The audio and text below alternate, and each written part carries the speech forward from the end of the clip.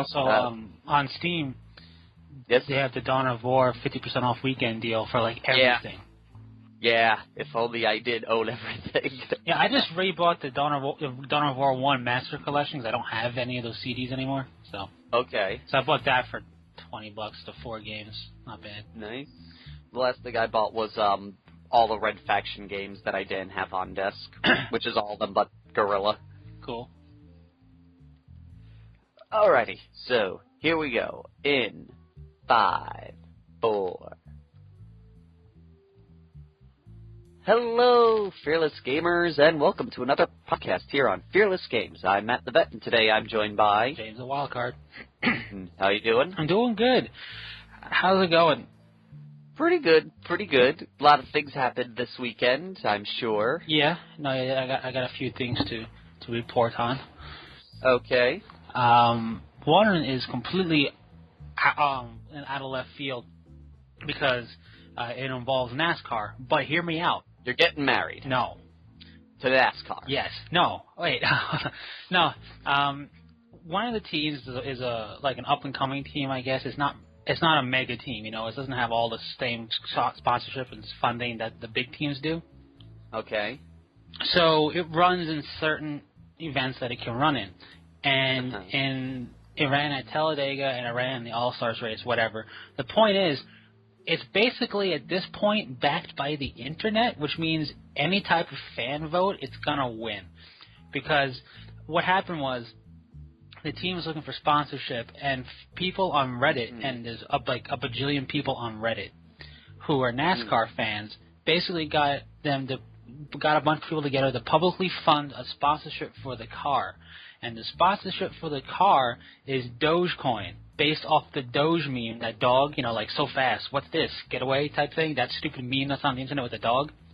Okay. It's I don't know this. Yeah, for sure. if you look up Doge, D-O-G-E meme, you'll see what I'm talking about. It's really stupid. I don't understand it at all. But It's basically a picture of this dog, and it's a bunch of like sentences or like 2-word type sentences, things that make no sense, like so fast, much fun, stuff like that, like all around the picture of the dog. And a company that's kind of like Bitcoin, which is still cryptocurrency like Bitcoin, was founded based on the dog meme called Dogecoin. And Dogecoin is sponsors this car now. So for 2 races and the third race coming up in like a month or so is the Dogecoin car. It's basically a NASCAR car that is sponsored by a company based on an internet meme. So it's an internet meme-sponsored NASCAR. The first one in existence. Thank you, internet, and you're welcome, everybody else.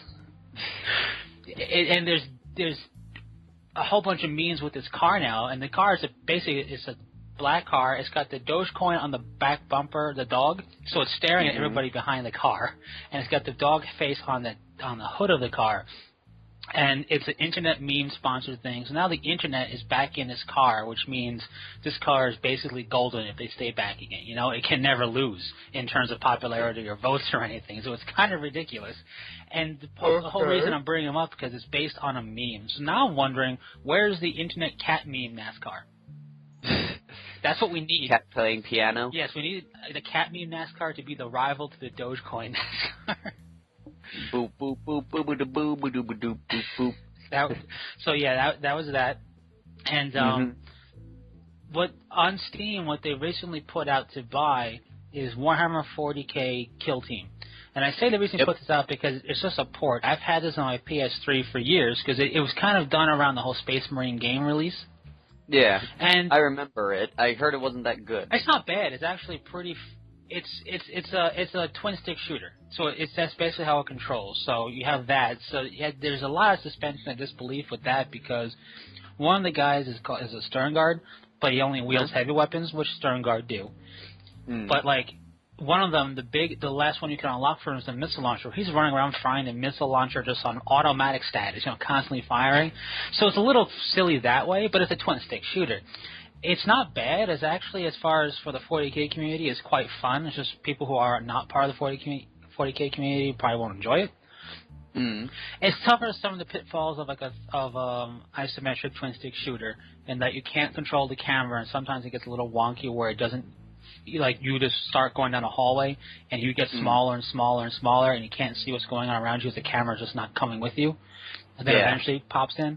It's got those pitfalls, and occasionally I've just fallen like there's two things you're walking on that kind of meet, so it's like a gap in the middle, but it really should be a gap for cosmetic reasons. Okay. But if sometimes you can fall through it, even though you're not supposed to be able to, and die. So it has that going, that type of thing. But it's a lot of fun. It has the co-op mode.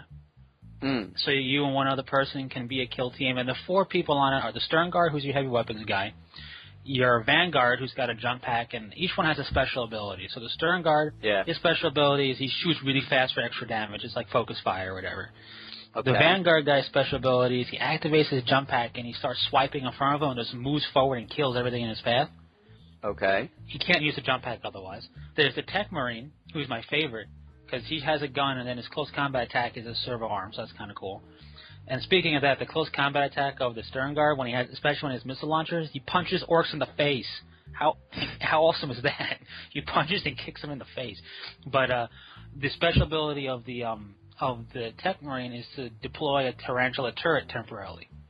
Mm-hmm. And I like him the most because when you play him by yourself, the game's kind of meant for 2 people, but you can do it single player, and this really helps you because it's like having a temporary second person.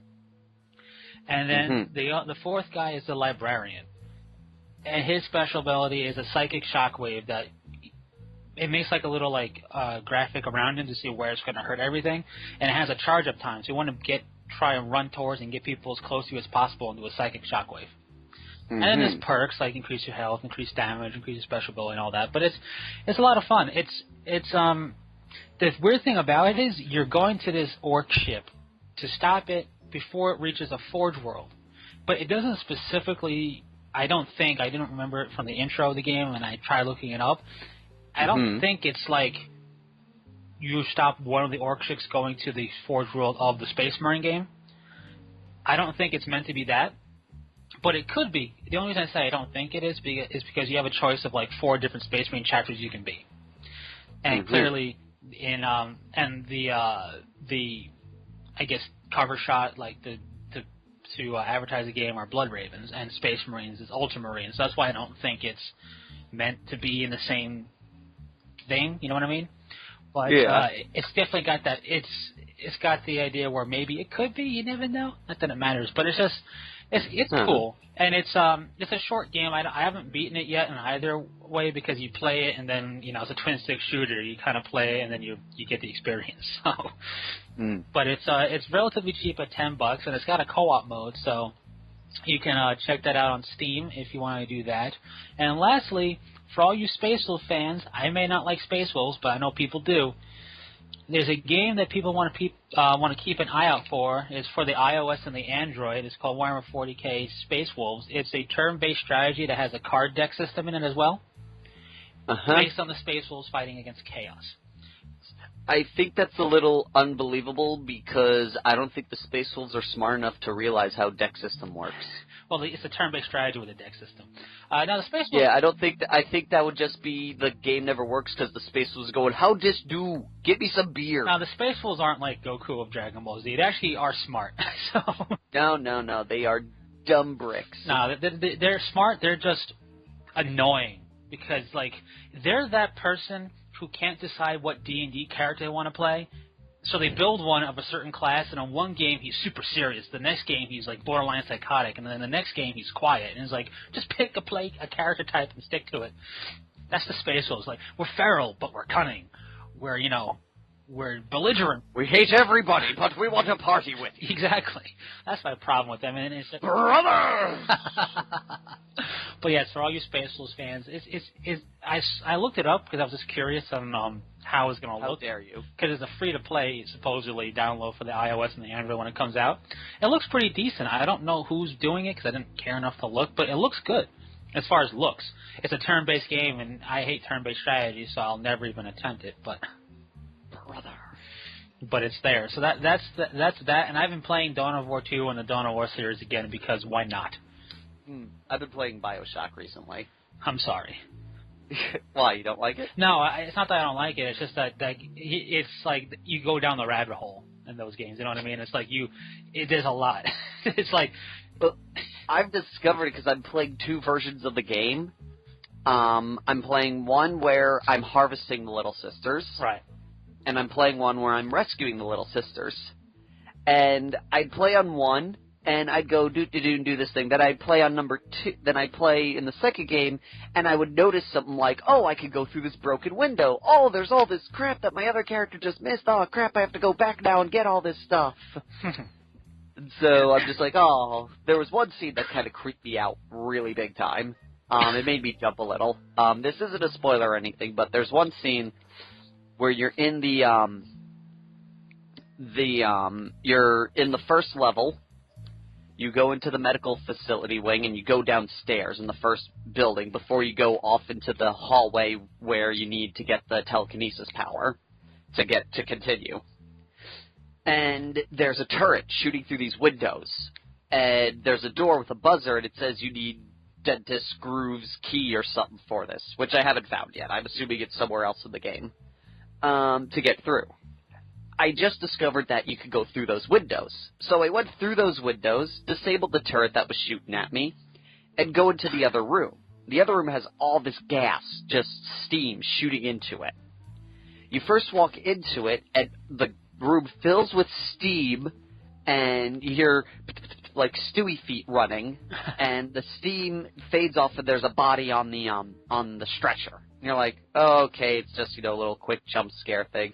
I go over, check the body, go over these here places, and then I go towards this desk. And the same thing happens again. I was like, yeah, I don't know where I am. I'm just going to sit here and just wait to see what happens. And I pop, and the smoke clears, and I go, oh, the painting in front of me is missing. Okay. I then turn around, and there's a dude standing right there. I just go, and I just shoot him because I have the revolver out. Yeah, those are good classic scares. But speaking of classic scares, we have a new edition of Warhammer 40,000. Yeah, I don't know how that's speaking of classic scares. Because everyone's always scared when GW makes a new edition now.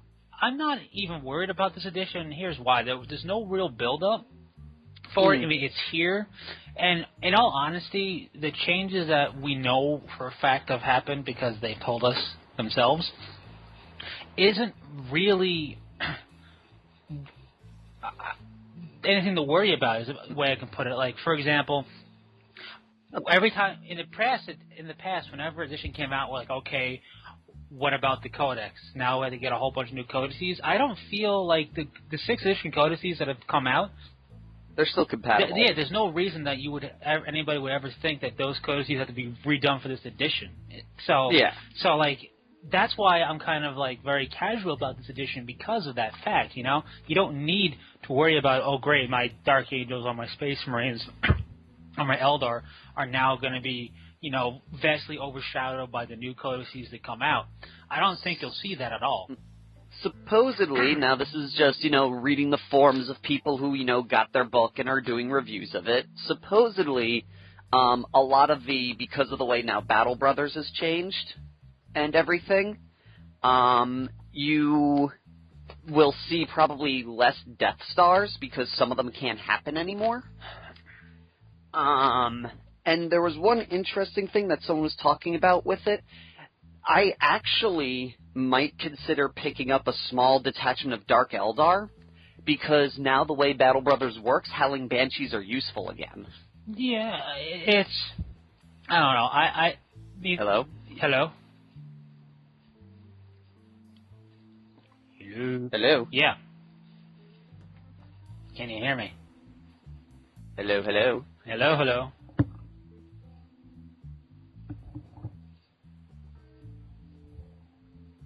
You there?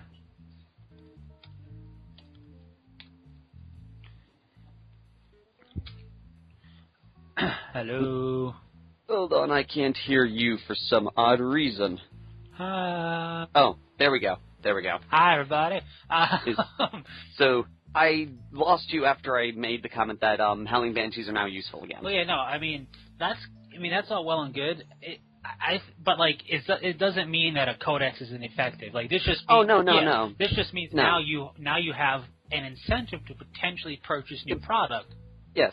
And no, like, I was saying it more on the front, like, I now, like, there's a couple of people who play some of the Death Star armies, and with the way this new codex is going out, I'm like, oh, I'm not worried anymore if I go, hey, I want to play, and it's the Death Star dude that says, I'll play you. And I just like now that the Howling Banshees, I feel, are more viable now. Yeah. Because, they can now get into a transport that allows them to assault out of it now because of the way Battle Brothers work. Well, yeah, but that's my point is that, you know, like, all this Allies matrix changing that may have happened, or, you know, that people are saying is whatever, that's it. I mean, whenever a new codex comes out again, you're not gonna. It's not gonna overshadow 6th Ed codex. It's basically gonna be the same thing, and that's why I like this edition over the other ones, because it was the whole manner of which it came out was very casual, you know. Because in the past there's always lots of pomp and circumstance with it, and I'm looking at Games Workshop's website right now, and I really like their paint pre-orders. The Hobby Starter set, the layer paint set, the base paint set, and all that stuff. I like it because the box is a golden demon painting the models and assembling things and whatnot. It's like, it's literally... Yeah, that I thought was funny. I like it because it's so not what I would expect to come from 40K. Yeah. So it's kind of cool. There was another thing that I liked that I've been reading on 7th edition. Mm-hmm. Now, it's how Deny the Witch works now. I like it because for non-psychic armies, it's tougher for them to counteract the Psyker, which was something I didn't mind in 6th edition, but it was something where I was like, wow, so you mean to tell me the Tau, the dudes that have no ability to connect to the warp, can just imagine my psychic powers going away, well, and see, it works. I actually like that because they have such a dim connection to the warp. Why would warp-based powers work on them?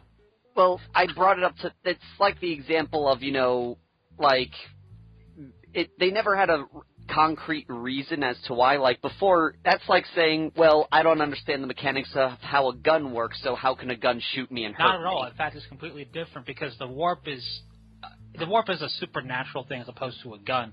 With the Tau, it's kind of like they're not pariahs, but it's kind of like how the pariah is dead in the void.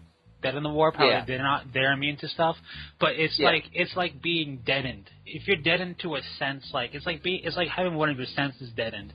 It's not that you can't. But I still don't think that effectively that made it work. I think it worked fine. I think that Psychers, as opposed to a non-Psyker army, even something like let's say Eldar has no Psychers in it. Even in that regard, if you don't have a Psyker on the field facing a Psyker, the Psyker should have the advantage always.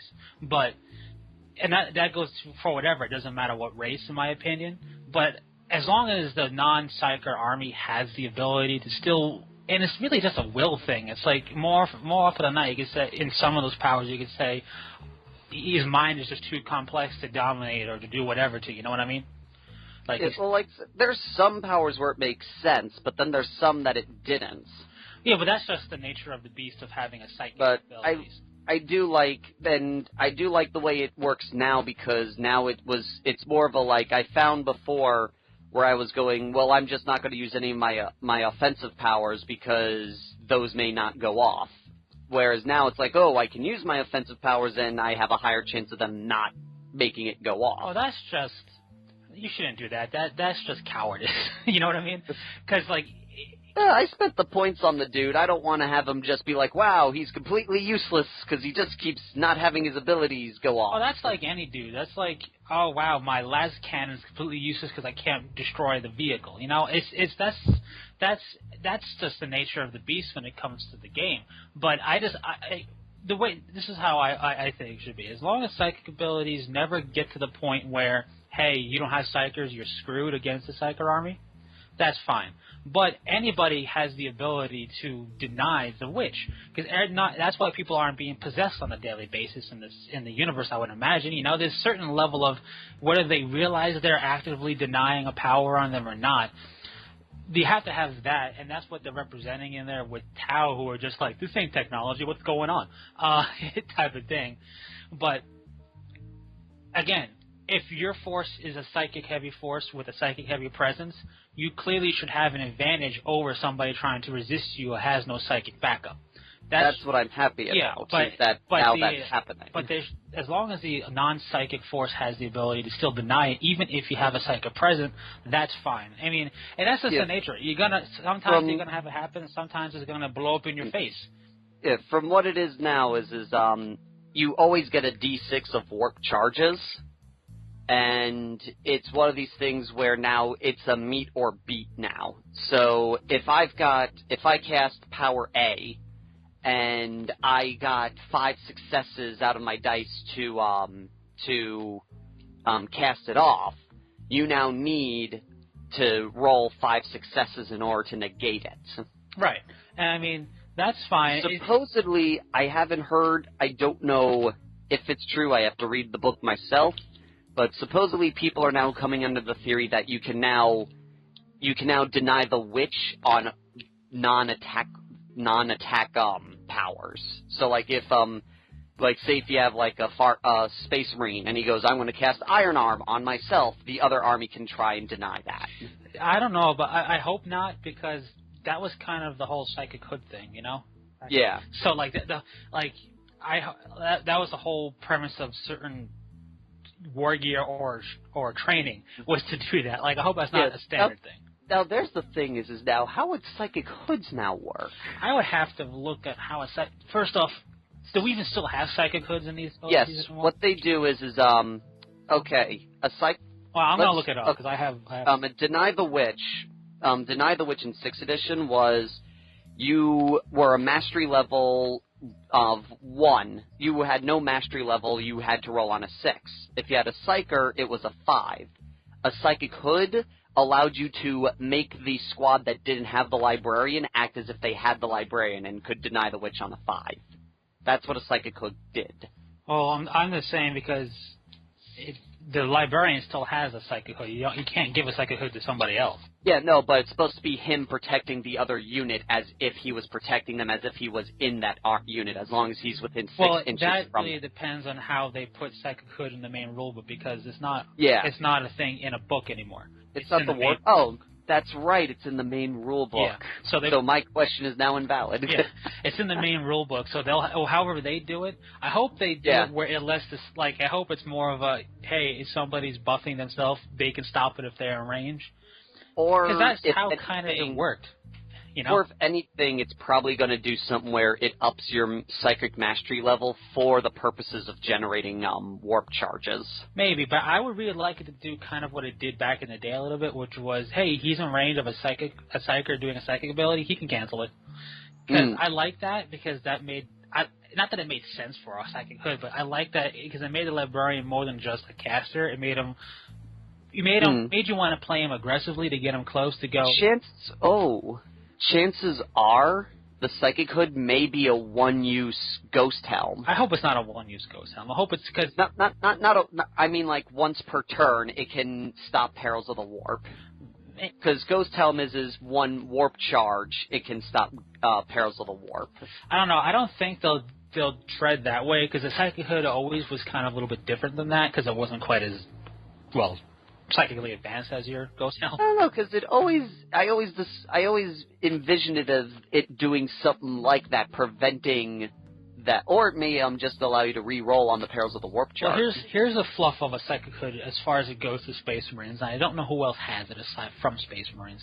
I don't think anyone else does. But the fluff of the psychic hood is they can do their abilities without it, but when they're in tune with their psychic hood, it's kind of like power armor for the mind. If you think, it bolsters them. Yeah. And which is why I liked it, because it let them, like I said in the past, basically go, if they're within range, they can deny you your ability. Yeah. And I liked it because that fit the Space Marine aggressive playstyle of don't keep the psyker hanging back, get him back, get him in the front and do stuff. Yeah. But however it works, we'll have to see in the main rulebook. I am interested to see the Perils of the Warp chart, because I just want to see what it actually is all about. Now this is again going to say this comes with a heaping 10-ton truck of salt here, because I'm still, like, running around, haven't heard officially on what the Perils of the Warp chart does. But from what I heard, it's not that great. It's just a 1 in 6 chance of 1 of 6 things could happen. Most of them is take a wound without a save, take a wound with a save, take a wound with a save, and your power goes off. Take a wound with a save, and I think the best one was 6, which is take a wound, make a save, get +3 to your stats or something like that. I mean, like, it wasn't as cool as it could have been from what I've been reading. That's still way better than just take a wound. It's way better than taking a wound, but I was like, I was hoping for, like, you know, sort of like the Demon Maelstrom chart. Yeah, you know, that would have been cool. You know, lightning bolts everywhere. You know, like something would look like cool. I wasn't expecting it just to be a fancy way of taking a wound. I kind of figured that it probably would have ended up being a fancy way of taking a wound, which is still better than just take a wound. That was fun. It's a step in the right direction, and who knows, whenever 8th edition or New Edition Plus, whatever they call it, comes out, they may further enhance that. This may be a, you know, beta run of it just to see how it flows, you know? Oh, definitely. Like, this screams, this chart kind of to me screams GW going, this is what we want to do from now on, let's test it out. This chart also to me screams, hey, we can release an expansion book all about Psychic where we have a huge table in there to use. That would be awesome. That would be all over that. Because think about it, if it's a table, that means just like Cities of Death was an expansion book, hey, this is how runes and stuff work differently than the main book did. Now they can do a Psychic book where it's like, here's a whole bunch of abilities and things for different races. Here's some war gear Tau can take to make them deny the wish better, because now that they don't know what Psychic ability necessarily, but they're able to utilize crystals and, you know, tech to maybe make themselves not as kind of how Farsight has a medallion to help him with that he found. He found it. He doesn't know exactly. They don't know exactly how it works, but they know it makes them. Doesn't that medallion make him like live forever or something? No, that's his sword. The medallion is these things they found on that same world that made them basically immune to demons. Okay. And you know, maybe something along those lines, but tech that the Tau putting maybe in their battle suits, whatever, to make them more resilient to these warp effects, right? You know, have a book to do that, and have the book have an increased chart that you use in place of the main rulebook chart. You know, for fun. You know, you do that for fun. Yeah. It's like it's an expansion book. That would be cool. You know, what's really cool is they have for pre-order the Militarum Tempestus Storm Scions and the Space Marine Strike Force Ultra. And the Space Marine Strike Force Ultra I like because I did the math and it's a real good deal. You're getting 20 Terminators, a Land Raider Crusader, a Storm Raven, a Venerable Dreadnought, and a new plastic Space Marine Captain and Terminator armor for $325. I like the White Dwarf cover this week because it shows that it goes Space Marine Strike Force Ultra. That's a lot of Terminators. Yeah, it is. But you know, for the $325 sounds high, and it is a lot of money. But when you look, when you break it down, 2 Terminators boxes and 2 Terminator Close Combat boxes is going to eat you $200 right there. Yeah, because they're $50 a pop. And then you have like an $80-ish Storm Raven and like a $70-ish Land Raider. That's already taking over the $300 mark. Plus you got a Dreadnought. And it looks like they give you all the pieces to make that Land Raider into whichever Land Raider you want. It does. And plus you have a Dreadnought, a Venerable Dreadnought right there. So that right there puts you over the $325 mark, plus this new plastic Terminator Captain. Which is roughly a $30 item. Yeah, I like it because the old model still exists. I just wasn't the biggest fan of the old Terminator Captain model. This one is equipped the same way the old one was. I just like it. I like the way the new model looks. I just don't like you. I hate that he doesn't have a helmet. I know. I hate the lack of helmet. That's also, you know, speaking of lack of helmet, why would they make Centurions have no helmet? If you have power armor for your power armor, why wouldn't you have a helmet on? It's that one Iron Warrior in Angel Exterminatus said it best. Do you people just like getting shot in the head? Exactly. It's like that's where you're going to aim if you see armored up to oblivion, except for face. Shoot the face. Yes. I love that whole scene. I was thinking of you when that scene was going off. He's like, he walked. The other one, helmetless.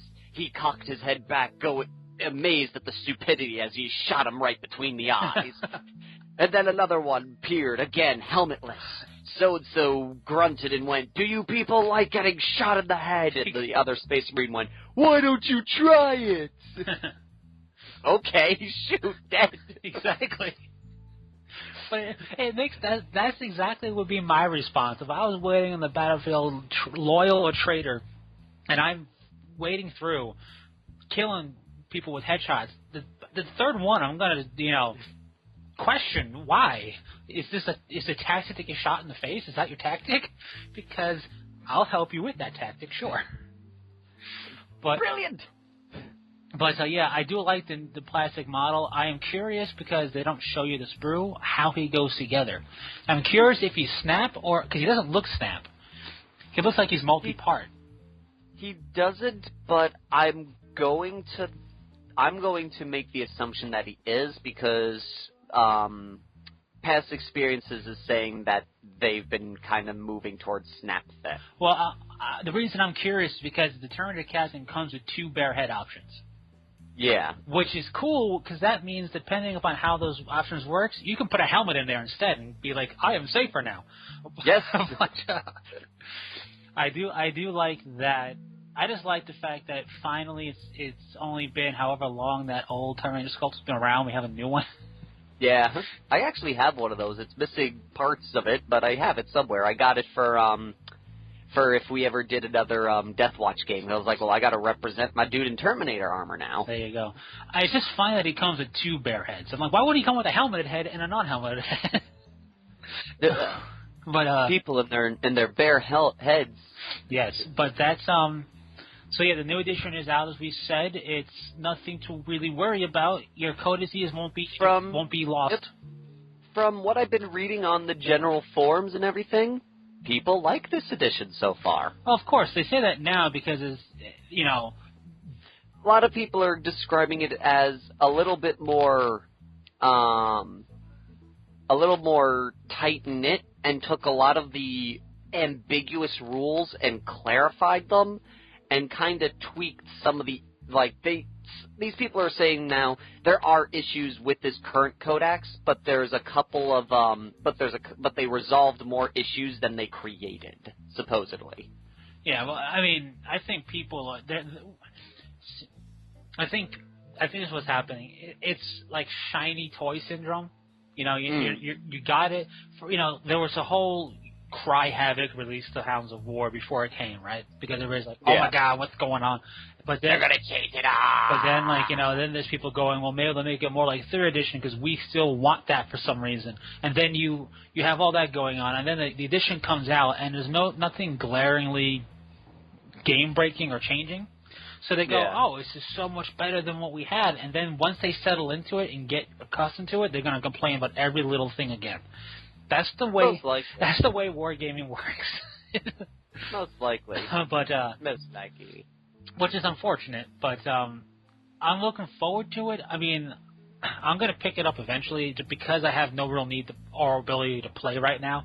I'm not getting it, but I've only owned 2 editions of 40K, and one of them I didn't even buy. So I'm probably just going to sit there and there's a bunch of people at the game store that are really nice. They actually are, they want other people to play, so they'll just sit there and tell you all the rules. Right. And I mean, and they're better at memorizing it than I. So I'm like, how do you do this? And I just find them one day and go, dude, let's play a game so I can learn. Exactly, which is always cool. I want to backpedal a little bit now. No. Yes. No backpedaling. We always go forward, not backward, upward, not downward, and whirling towards freedom. Well, it all depends on your perspective. Maybe backwards is forwards. Now, backpedaling a bit, you mentioned BioShock. You're playing it and like a nice and evil playthrough, essentially. Mm-hmm. I recently finished playing, again, Human Revolution of Deus Ex, which has 12 different endings. depending upon your morality. Now, my question is this. Outside of the obvious multiple ending games where, good, how your morality was, like morality effect games, like playing good or playing evil. Mm-hmm. Aside from that, and even with that, what is your feelings on games that have multiple ways to end, and in regards to knowing the story? And by that I mean Human Revolution I'm going to use as a good example because we know in Deus Ex Invisible War it said all three happened, which is complete malarkey for the original Deus Ex and dumb. But we don't have an official what is the canon ending for Human Revolution still. Yet, yeah. And my question is, with multiple endings, do you like the fact that you get to kind of choose based on the way you play how it ends, or do you prefer having a clear cut, this is the way the game was meant to end? I don't mind either or, but I do appreciate games that take into account your ending in the last game, like Mass Effect. If you play Mass Effect, there were multiple choices everywhere. You did A, B, and C, then in the very beginning of the next game, it would read the save data of the first game if you had it, and make A, B, and C the canon of your next game. Oh yeah, stuff like that's that. Cool. I mean, it is a little bit difficult for I would imagine it can be a little bit difficult for games that go onto something like Steam or something to do that, but just because from what I've seen, at least it's the only time it would be difficult is if you switch systems to play the games. Well, yeah, but I mean, it's just also the plausible. Sometimes certain games that should link up don't on Steam. I've noticed, especially if it's more so in the case of a port to Steam, not released on Steam. Yeah, you have the issue. But I like those ideas of games too. But I don't mind either version. What I think I disliked the most. There's two things that I really dislike. Granted, it doesn't change my opinion on these games. I still love them or I hate them. I don't like games where they kind of keep it a secret that there were multiple endings. Yeah. Like for example, like on Steam, sometimes their achievements got the good ending. Now you're like, oh, there were multiple endings. Oh, let me go back and play it. Then there are games where you get an ending. Oh, cool. And then you're like, oh, I just beat so-and-so. And you're like, well, which ending did you get? And you're like, wait, there were more than one? Yeah. And I don't like games like, this is the only thing I don't like about Deus Ex is their game, the only thing if I had any complaint about Human Revolution is it felt like your choices mattered until the very end where it just went pick. Yeah, the only thing I could say to that regard is your choices still mattered because the narrative that happens at the ending is based on your choice of morality, which is why each of those choices is really three, depending upon if you're good, neutral, or evil. But I just hated the fact, that it was, I could have been pro non-augmentation all the way to the end, and then decide, you know what, augmentation cool, and click that one. Oh yeah, that's true. I didn't like that. That is true. I still love them. I just hate that. It kind of felt like I felt like my choices didn't build on the ending. It felt like it was you could do whatever the heck you want in the game. You could always get the good ending. Right. You could always get the ending that they wanted, type of thing. Which I understand that was classic. That was classic Deus Ex, because back then you really couldn't do something like that. Yeah. But, and I still love the game. That was just if I had any nitpicky thing. Yeah. That would be it. Gotcha. Yeah, when it comes to, multiple endings, I don't mind multiple endings if they're... And I have to word this carefully because I don't mind it if I have to work a little harder for some over others, but I want them to be relatively equally capable to get. Like, the big problem with Metro Last Light is if you don't do a whole bunch of different morality things, you're not getting that better ending, it makes it that much harder to get the better ending. In my opinion, it shouldn't be harder to get a better ending. It should be harder to get, like, a platinum achievement or something, you know? Yeah. That should be harder to get, like, beat the game on super hard mode using 2 rounds of ammunition. That's hard, yes, but that's an achievement you're going to get. That shouldn't have any basis on your ending, you know? Yeah. I don't like it when a game goes, okay, you play through and you got the ending, but if you really try harder next time, you can get a better ending. I don't like that because, you know, not everybody's a hardcore gamer. Everybody, you know, not even me. I like to play games that I enjoy the story to experience the story. And I'm like you. I do like the idea of a game taking into account my actions. So if there were, let's say, 3 choices to choose from, but I was really anti one of those, I like it when a game doesn't let you pick those. Yeah. And I've played games in the past like that, but if you ask me what they were now, I couldn't tell you. Yeah. But I also like it where the games that are specifically kind of like you mentioned before, your ending on one save file affects the new game of another game. That's always cool too. I just prefer the game to have, or at least I don't prefer the game. I prefer developers, especially if it's going to be a game in the series. And especially in the case of a prequel game, I like it to be, this is the canon ending. They don't have to tell you that when you choose it, but I like there to be a defined way a game ends. Just because I get a sense of closure and completion knowing that. Yeah. Like when you leave it open, like, hey, there's 4 different endings that can happen. Well, which one is the actual way it was intended? That's for you to decide. I don't want to decide that. I want to know what it's supposed to be. If there's anything like, that's one thing I didn't like in the Dawn of War series, was they had a canon ending, but they never told you it. Obviously, the Space Marine one should be the canon ending, but it would have been nice to know. Yeah, and the weird thing about it is, in Dawn of War 1, I forget which one it is, but the one of the Force Commanders, because actually every Force Commander is a different dude, which was annoying because I wish they just told you his name instead of Force Commander. And one of them I think they do, but there's one of it where a Force Commander dies. Yep. That's supposed to be the canon ending, but what they don't tell you is who won. So so it's like, what? It might, I think it might have been the Eldar was supposed to be the canon of that one, but I could be completely the Eldar, I think the ending is supposed to be to the original one where they're trying to fight for the Imperator, was the ending where the Imperator blows up and the Eldar went, oh, it kind of didn't handle the thing we needed it to do. Too bad it's not ours.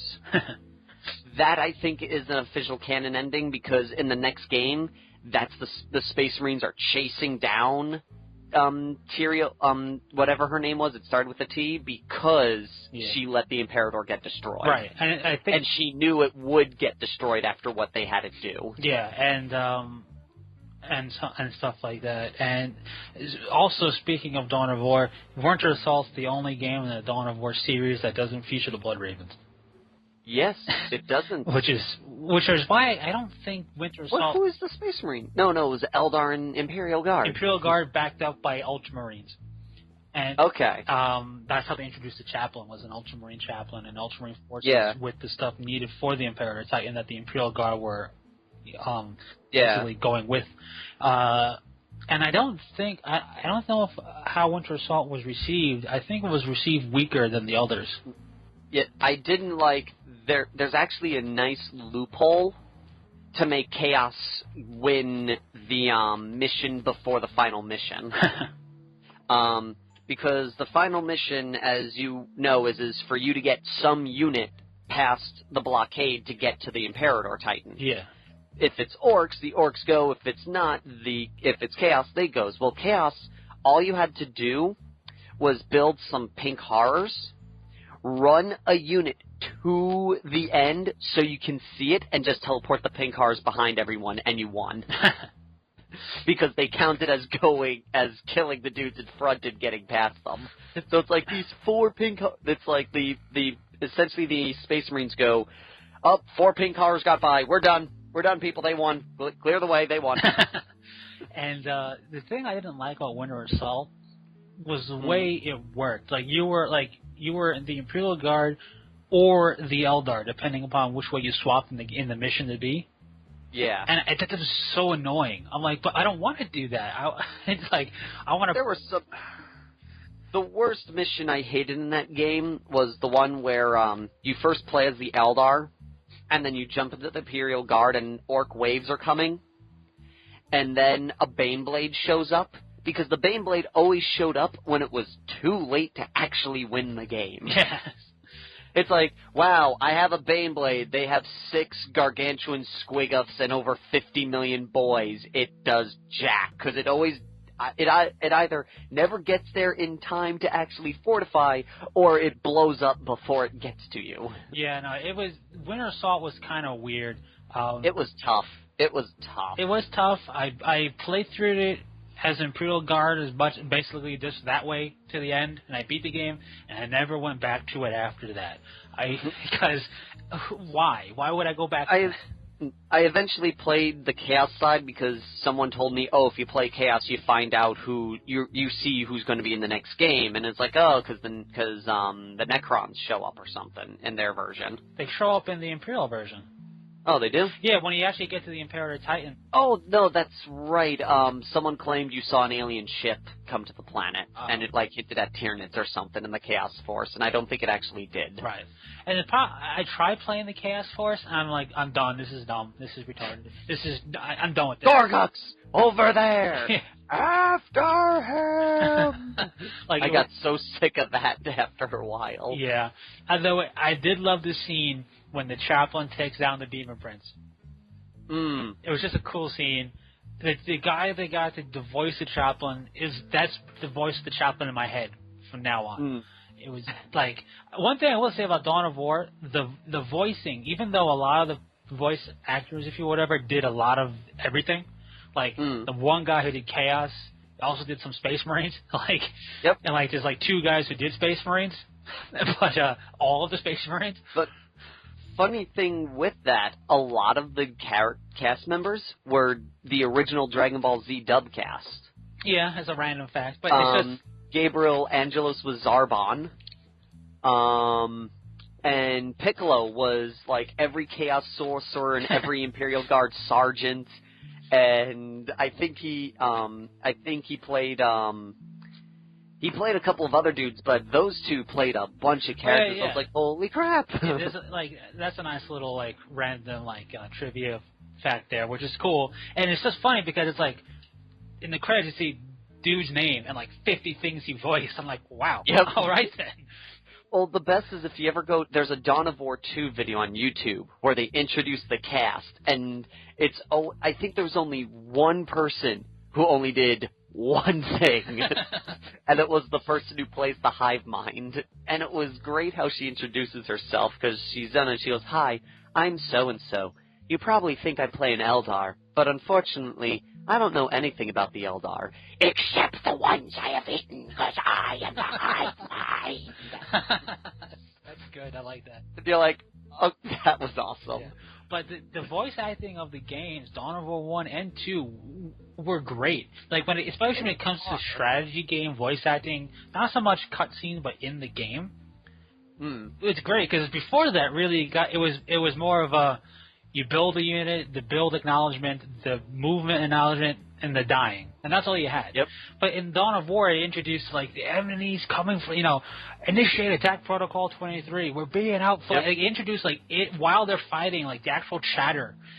And you shall die by traitor's hand. Yeah, and they introduced all this little chatter of stuff. It's not just the did an order, was built, dying. They introduced a whole bunch of other, just chit-chat stuff. And I like that. It was also the first game, at least that I can remember, if anyone knows of a game that came out before, you feel free to correct me, but it was the first time where you saw, individual, kill moves in a unit. Yeah, the Force Commander would, grab the dude and slice his sword through his head while the Space Marine stabs him in the head and shoots him in the gut, I don't recall any units doing that before then. I don't really either, and I don't really recall building squads as coming as a squad. Yeah. These individuals you just group together and tell them to go somewhere and do things. Yeah. Usually it was they came out as either 1 or 2 dudes, and then you click the add unit dude to make them bigger. Yeah, and then with this, it was this is a squad. And like you couldn't make one Space Marine move somewhere and one Space Marine move they moved it as a unit, which I liked. But my favorite of all is from Dawn of War 1 is the golf swing with the Thunderhammer. Yes. 4, boom, boom, it's gone, just across the map, but just wee. They were gone. They were dead. That was one of my favorites, and the Inquisitor in that one is the inspiration for Inquisitor Lord Derek in Rise of the Magi. Yes, I kind of could hear that. But most people should get that. That was the inspiration. Yes. For it. But no, the golf swing was one of my favorites. Then it also made me like Chaos a bit more because of the voicing. Like my favorite was the Khorne Berserkers, because one of their things that you tell them to do, it shows how barely they contain their rages. It's like, I think it's when you capture something, they go, as you wish, but let us loose. And it's just like, they really want to kill something. This is fantastic. Like, you actually got a feel for it. And it made me hate the cultists, though. We captured it for chaos. They're like fanboy nerds of like chaos. Well, I like the Gretchen. Please, no more kicking. Yes, although I do love when you're fighting against the cultists and you're beating them. Ow, my spleen! That's right. They do say that. I love that. Just because I'm like, yes, killing spleens. One person tried desperately to convince people that the line "Death to the False Emperor" was a mistake. How? That's in all the... He goes, you know that line where the Chaos Dude says "Death to the False Emperor"? They actually openly admit that's a mistake, because there was only one Emperor, so how can there be a fake one if there was only one of them? And I was always like, because they don't think he's the Emperor? Yes. They thought Horus was the rightful Emperor? That's why the real one's the fake one? No, dude, it doesn't make sense logically, and they even said it was a mistake. I was like, dude, you're just full of it. No. No, that's been, like, in 40K fluff for years. This is also, like, it was just, like, one of those things where it was just like, what? Everyone in the room was like, no, dude, you're wrong. Yeah. And I do have to say, with the Tau, they make me view the Trade Federation as Tau. You know, because they sound so similar. It makes me want to go. They do. And it makes me want to be like, a fire warrior walking up to a chateau, and the chateau goes, kill him. It's like, but chateau, is that legal? I'll make it legal. It's just like so true. They're so similar. That's every time I watch Star Wars, like 1, 2, and 3, when I hear the Trade Federation, I'm just picturing chateau. Is that legal? And it's just like, it's just funny. To be perfectly honest, the reason why, one of the reasons I was kind of glad that the Tau lost in our Rise of the Magi, because I just couldn't do the voices anymore, and I'm like, I don't know how to make these things sound. Yes, that's true. Because they're out of all the races we have, they're like the hardest one to do, because you can't just put a filter on them. No, you can't. You have to just do it. You got to do it yourself. The Orcs are easy, the Eldar are easy, Space Marines and Necrons are easy. They're the one group that is like, how do you make them sound? Speaking of Necrons, that's the one thing I liked about when the Necrons were first, introduced as a playable race, not the second time, not the second incarnation, but the Soulstorm version? Yeah, you're talking about the original one, the first time they appeared. Yeah, whatever the time, but not in Winter Assault. Dark Souls. Yeah, Dark Souls. Or not Dark Souls, Dark Crusade. Dark Crusade was the first time, and then it was Soulstorm. I liked them in Dark Crusade more because in Soulstorm they were more chatty, which is fine, in the cutscenes especially. But I liked in Dark Crusade, your character didn't make any... Every time he talked, it was just ... because he didn't talk. I loved it because when you eventually face the Chaos Stronghold as the Necrons in that game, like he goes, normally the Chaos guy's like, I will devour your soul or whatever to everybody else, and he says something, you don't say anything, and he goes, but you don't have a soul. I'll destroy you anyway. It's just like, it's crazy. I did like how they explained their communicator was just an Imperial Guardsman who kind of, sort of remembered his personality as a pariah. Yeah. I like that concept. I was like, oh, that's a cool concept. They did a great concept with that. I just love that one thing when, like, yeah. when the Castler is taunting about, like, destroying his soul, and it's like, you don't have a soul at all. That was good. So I'm just, because it caught him off guard. It's kind of like the whole, I had this whole speech prepared. Yeah, and you don't have a soul. What am I supposed to do? Why didn't anyone tell me you were supposed to? You made me look like a fool. Basically, that's what happened. What was I? Oh man, I can't remember what the heck I was playing. No, I don't remember what it was. I don't know why that reminded me, but real quick, you know Domon Kashu's voice actor?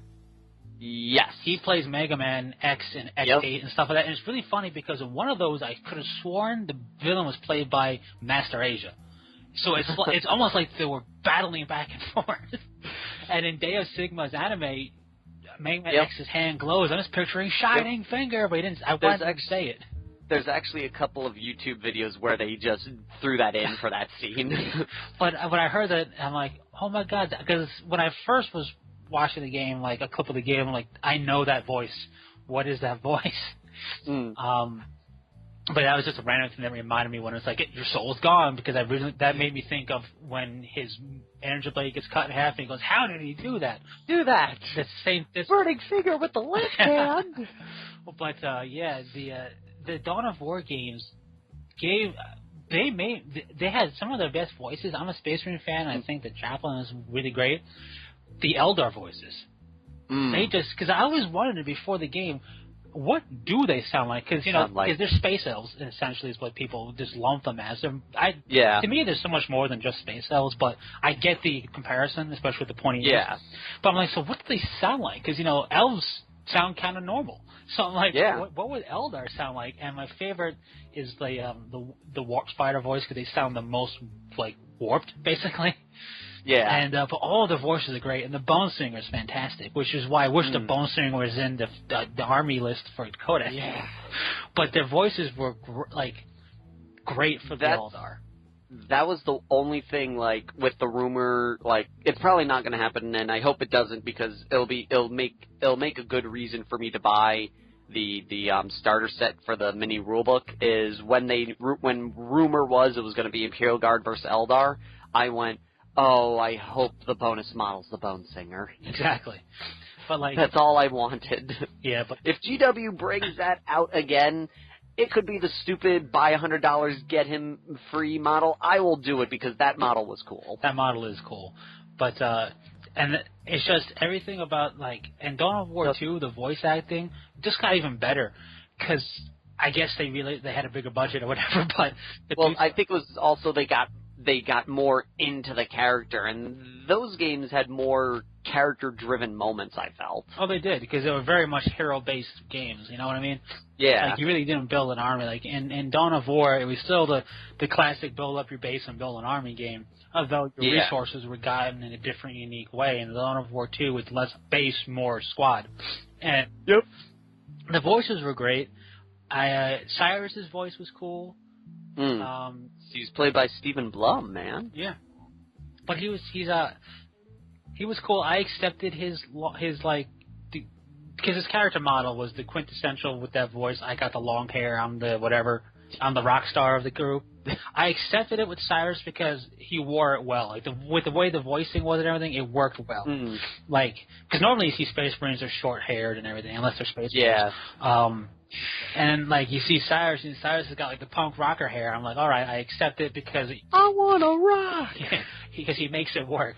But even the Imperial Guard voices in a Dawn of War game were good, and they're just people voices.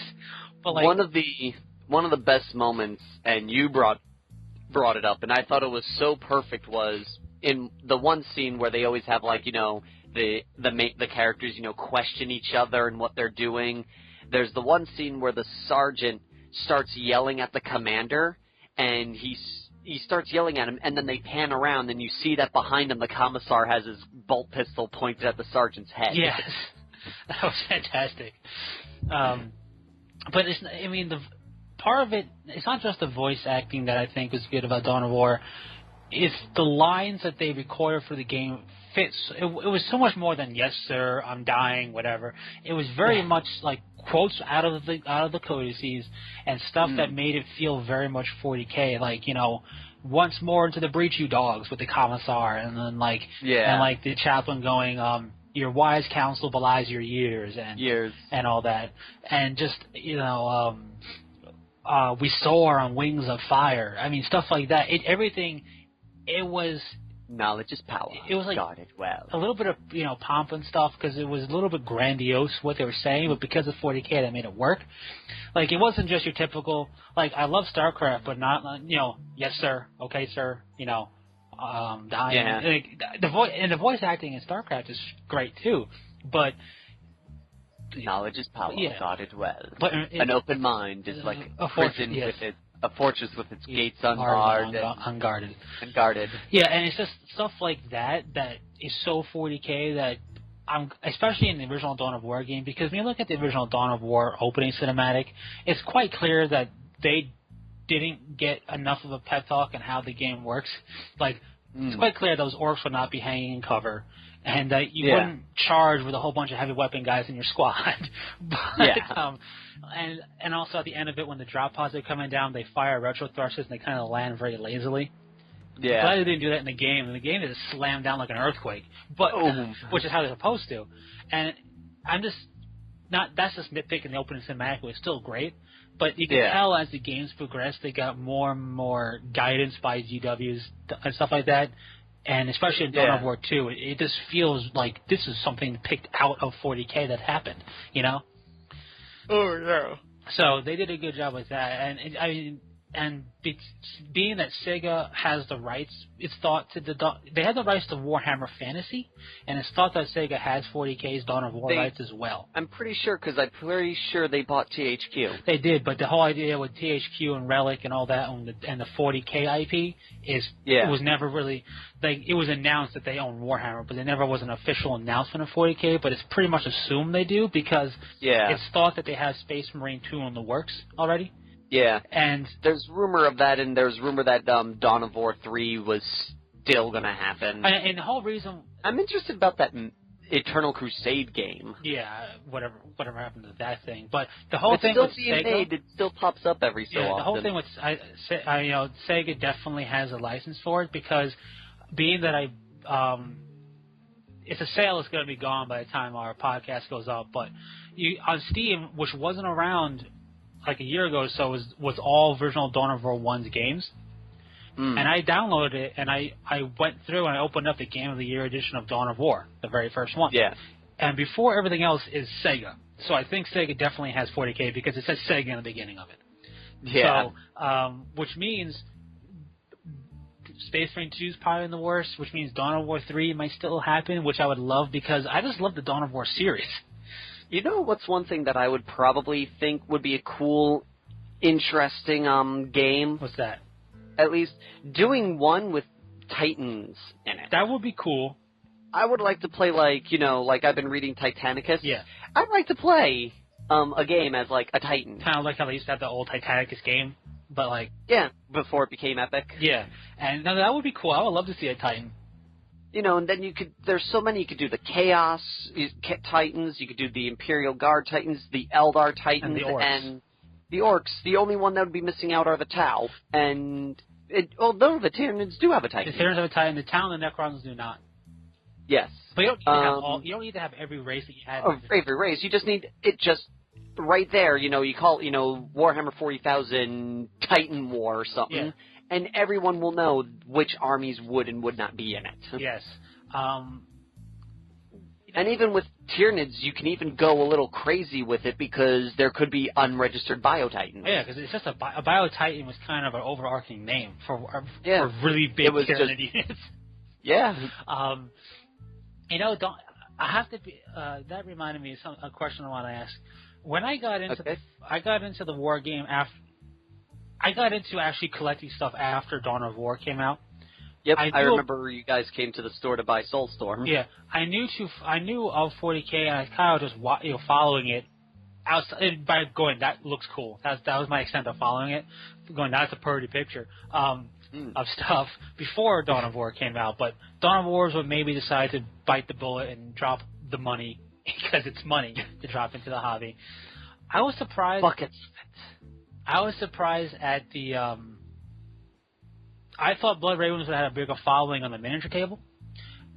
Just because of how successful even people who already played 40K got into Dawn of War. Why not represent the units? Yeah. I was surprised at that, but because the Blood Ravens were officially accepted by GW because of Dawn of War. Yeah. And through that, we had the whole Thousand Sons book, or and stuff, and other things in the Horse Heritage series that basically made them basically say they don't. The Blood Ravens are the loyalist survivors of the Thousand Sons. Wink, wink, nudge, nudge. Don't tell anybody. Know what I mean? Yeah, but no it's as official as unofficial can get. Yeah. Basically, is the way to put it. That made me like the Blood Ravens even more. And outside of Dark Angels, I would make a Blood Ravens army. Hands down. Use a regular Space Marine Codex. I believe the Stark Lord has a Blood Ravens army. He has some models. He never followed it because he went more into Raven Guard, which are equally cool. But the moment what threw me away from Raven Guard when I was getting into 40K was that's white on that model. Nuh-uh. Not doing that. That's the thing with the Imperial Fist. I'm like, that's yellow. Not doing that. And White Scars being all white, I'm like, that's way out of the question. But the Blood Ravens I really enjoy, and I am definitely going to make an army of them eventually. I want to hold out because they would be the perfect Space Marine supplemental book, Yeah, they would be a really cool supplement book. Because the Iron Hands ones is pretty cool. The idea of doing that is cool, but the Iron Hands are established in the book already. Being that the Blood Ravens are not established, they'll never get their own codex. As much as people want them to, it's never going to happen. No, never going to happen. They would be the perfect supplement, though. They would. And if they do that, I would pick it up, and I'd definitely collect an army of them. But I'm holding out because, A, I don't have a reason to build an army right now, and B, what would be really cool is also they make that in itself, they could then throw out a pre-order the book and get a limited edition Gabriel Angelos model. Yes. Although I do feel Gabriel Seth of the Flesh Tearers, it would take some pretty heavy conversion work, but if you are able to shave down the Flesh Tearers markings on them... Is that a Forge World model? No, it's a GW model. Okay. Gabriel Seth. You get the Flesh Tearers logos off of them, you clip the weapon, his two-handed chainsaw weapon, of where it meets his hands, and you put in a Thunderhammer. He's the perfect pose for a Gabriel Angelos model. That is true. But there's just way too much conversion work for me to even want to do that myself. But that's the one force outside of my go-to, which is Dark Angels, that I definitely want to make an army of for a standard 40K game. When it comes to Zone Mortalis, I'm all about the Carcharodons. I have a test model done already for him. I love the Space Sharks, and I definitely want to use them in Zone Mortalis to make them all really gory and stuff. I think work. So for you, outside of now it doesn't have to be Space Marines. It could be Chaos or whatever it is. Outside of your go-to, this is what you say your favorite or one of your tops. For a standard 40K game, what would be the other faction you would collect? For me, being Space Marines and Dark Angels, it would be the Blood Ravens, with the exception of Zone Mortalis, because that's exclusively Carcharodon territory. How about you? That's a toughie. I've always been kind of interested in the Tau. Okay. But if I did that, I'd probably do Farsight Enclave, because I would just do the battle suits. Oh, yeah, to me, that's the only way to do Tau. Come on. But it would be a very expensive army, because I would only want to have Forge World battle suits. Now, what about an army you have already established? Let's say Chaos army I've already Eldar established. Or Space Marine. What other different faction of that would you do? Okay,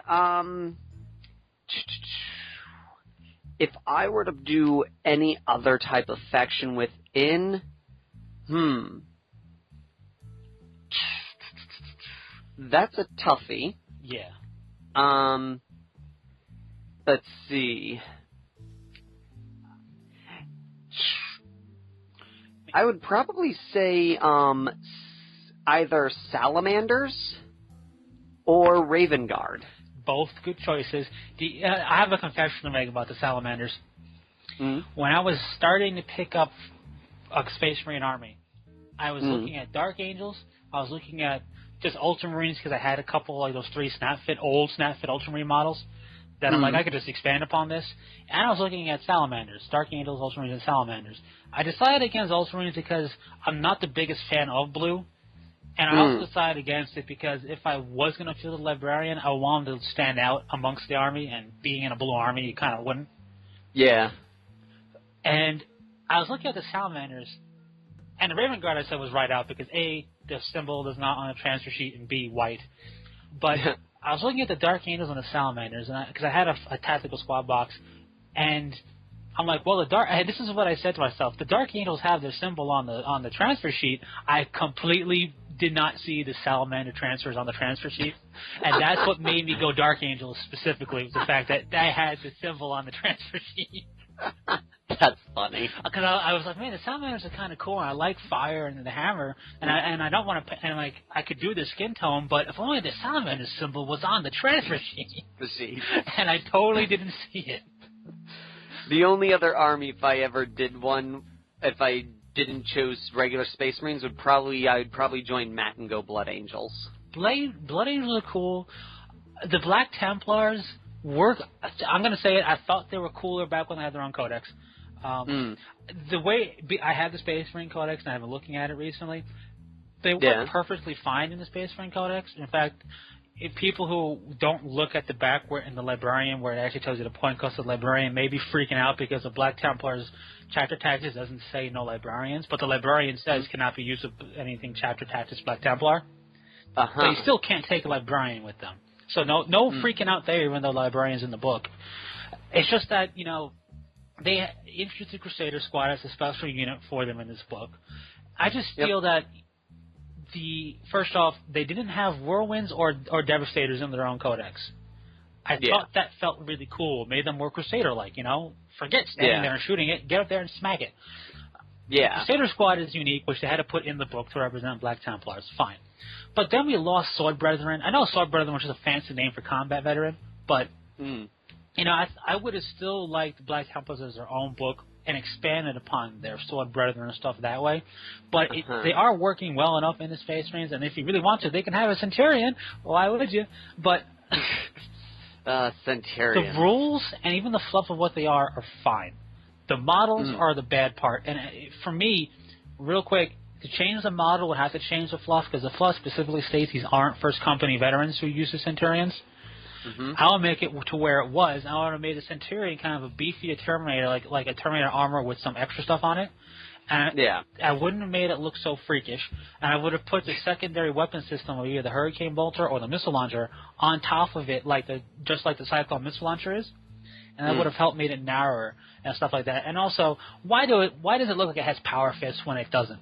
When I first saw it, I went, oh, look, they're Calgar wannabes, but they don't even have power fists. So, I don't know. But you could have one as a Black Templar. Yeah? Don't do it. Don't do it. And with that, we are out of time. Oh. So, thank you all for listening today. Yes, indeed. It was a pleasure. Indeed.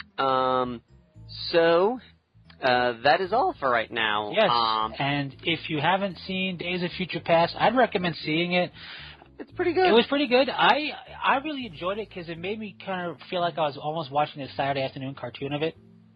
Just it brought back, I couldn't tell you why, it just brought back that nostalgia. So I enjoyed it. What I enjoyed is I like that before they basically reveal what the end credit scene is, I called it. Like as soon as the screen opened, I was like, no, and I was like, yes, it is. And then and the other thing is the new Guardians of the Galaxy trailer was in it. And I didn't know anything about who was who or who was in it. I felt very happy that I was able to recognize Rowan the Accuser in it. Cool. That's so good. I was like, oh, that's Rowan the Accuser. I know who that is. Yeah, so there is stuff, as you would expect from comic book movies, there's stuff after the credits.